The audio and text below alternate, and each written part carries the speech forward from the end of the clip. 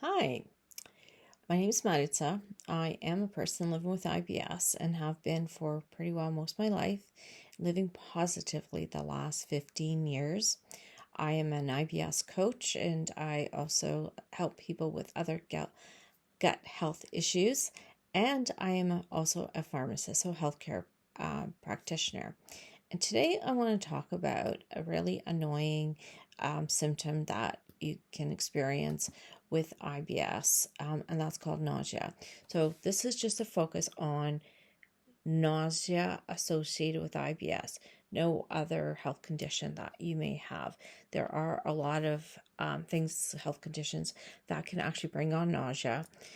So, for example, like somebody who has migraines, has ulcers, someone thinking GI, and could have inflammatory gut health conditions. So it's not about that. It is just focus on IBS and nausea. And it's very interesting to note that it's very common, and it's about 38% of females and 27% of males who have IBS actually experience nausea.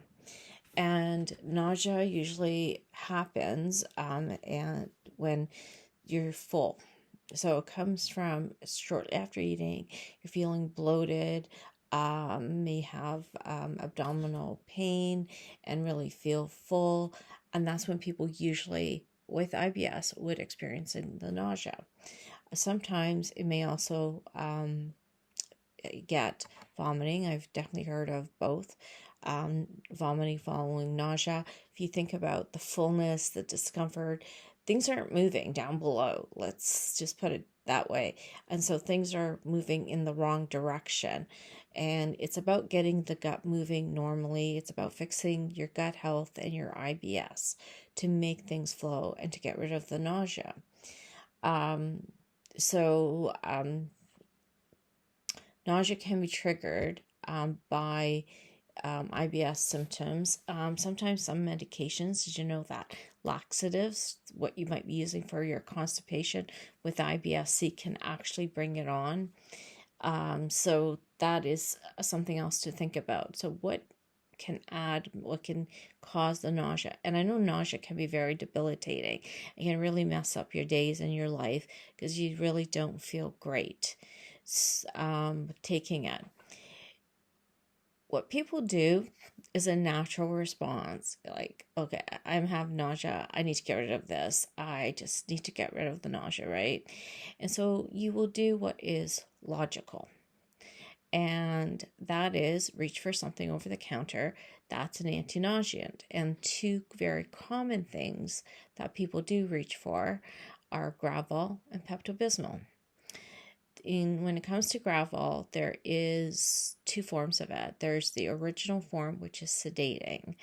And I really caution people about this one because I know that some people can be super, super sensitive to sedating medication, and that can totally, incapacitate you as well. Basically, you're going to sleep. So if you're going to be really dopey, drowsy, lack of coordination can happen. You're not safe to go anywhere. Okay. So just a huge caution in using the original Gravol that is sedating. The newer form, which has been around for a number of years, is actually ginger based. And ginger is a good natural remedy to calm the nausea, to calm the stomach without the sedating side effects. So that version I would recommend if you want to go the Gravol way. Pepto-Bismol. It's my favorite product to recommend to people for traveler's diarrhea, to take them with them for preferably mild traveler's diarrhea or diarrhea, sort of more food poisoning. But I also know that a lot of people that have nausea from IBS also take it. And I cringe. Why do I cringe? Because although Pepto-Bismol has been studied and tried, so the science part of me comes in, for different things like nausea, diarrhea, dyspepsia, heartburn, and it's been shown to work in those things. It hasn't been tried in people with IBS. So you're unique. You know that. You're special. You have this very sensitive, and I do too, gut that will react not normally to things. And you know that. So the reason I point that out is that the ingredients in Pepto-Bismol is bismuth salicylate. Yes, salicylate, like aspirin. So that is an anti-inflammatory, and that is irritating to your gut, and it's not healthy, and it could perpetuate leaky gut, which is what we don't want, which is what we're probably having when we're not taking care of our gut. So Pepto-Bismol, like I said, there's a place for it, and maybe for people who may not have such a sensitive gut, it's a good place, but not for you with IBS.